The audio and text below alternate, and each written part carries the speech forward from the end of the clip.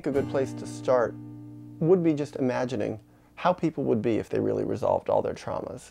And to me, this would be more than just idle speculation. This would be based on what I've seen, not just in my own personal life in terms of how I've evolved, but having watched other people evolve too, and then extrapolating it forward. So if I've come 30% of the way toward resolving my traumas and becoming 30% enlightened, if I extended that line out to 100%, what would I be like? What would other people be like?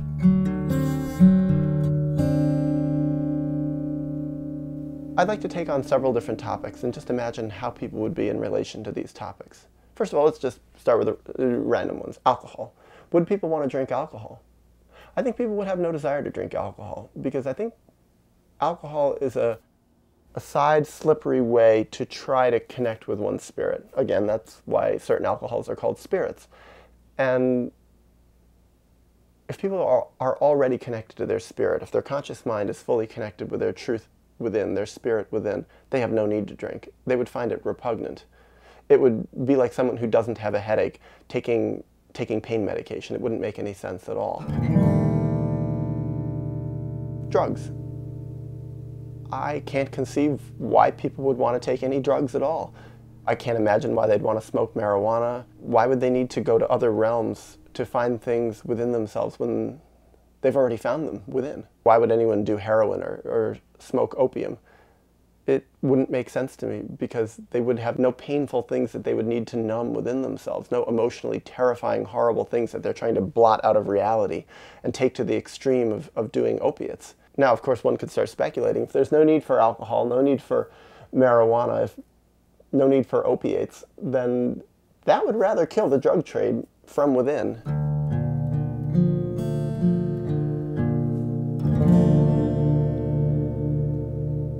People would have much, much, much less desire to have sex. I even think the biological side of sex would be radically diminished, because I think so much of the biological, quote, need for sex is really just based on emotional needs that are playing out through the biological and physical lens of sex. So I think sex would actually return to being for procreation. I don't think people would want to have sex to emotionally connect with other people, and I think that's a prime reason that people have sex nowadays, be they gay or straight. They're trying to get their emotional needs met, and the problem with that is you really can't get your emotional needs met through sex.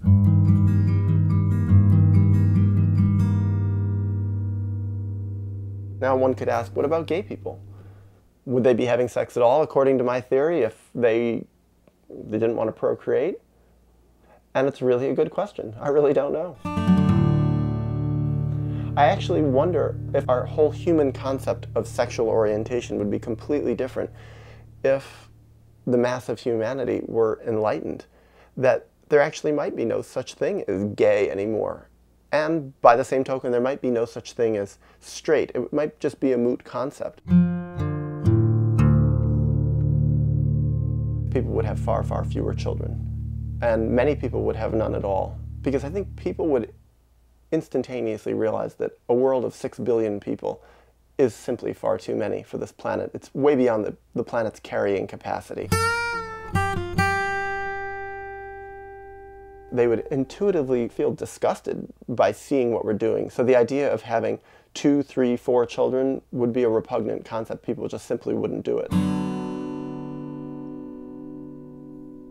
People say, oh, I'm bringing the new generation. I'm creating someone who's going to add something wonderful to the world. And I would argue with them, now, if you really want to add someone wonderful to the world, add yourself. If you want to really bring a beautiful child into the world who can really contribute something fantastic, then work out your traumas and give yourself to the world.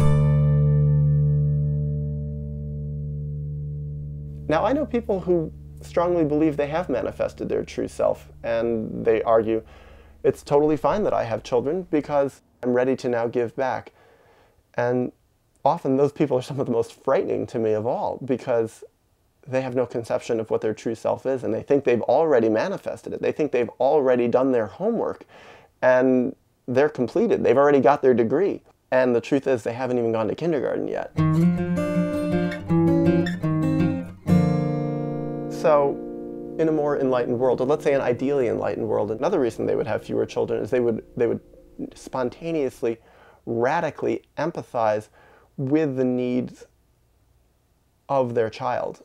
And although many people say, oh, it's wonderful for a child to have siblings, it's such a great thing, really what it is, at basic, is there's less going around for one child if there's two children. The parents can't devote as much attention to both children. Now, I know many cases where the parents are incredibly neglectful and siblings were basically loved and raised only by their other siblings, and they use that as a profound argument for why siblings are a fantastic thing. Without my brother, without my sister, I would have been so lonely, I would have had nobody who loved me.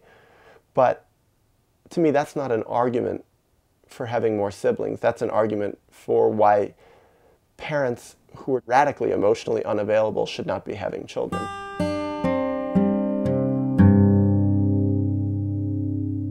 Would people want to be in romantic relationships?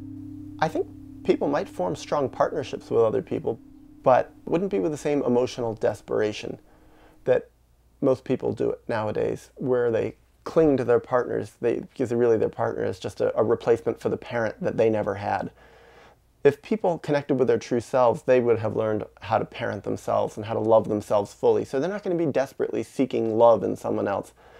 And they're not going to be compulsively falling in love. The whole concept actually of falling in love to me is a very traumatized concept. When someone says, I fell in love with someone else, what they really mean is that they have fallen into the delusion that this other person can rescue them from their history of childhood pain and unresolved childhood trauma.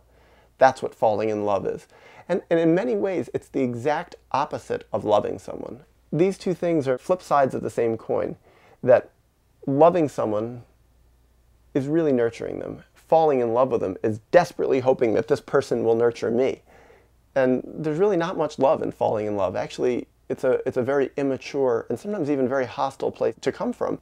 The extreme examples of hostility are the stalkers who have fallen in love with some random famous movie star and believe that it's okay to destroy this other person's life. It's interesting, even what teenagers do, and adults too, having massive crushes on people, just so believing this person is completely perfect for me and will love me perfectly, and thinking I'm in love with that person.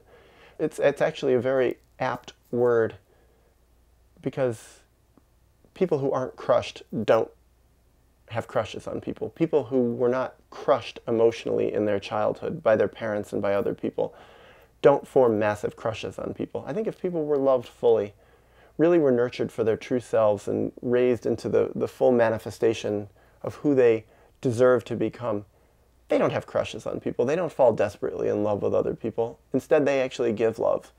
And they become wonderful partners spontaneously.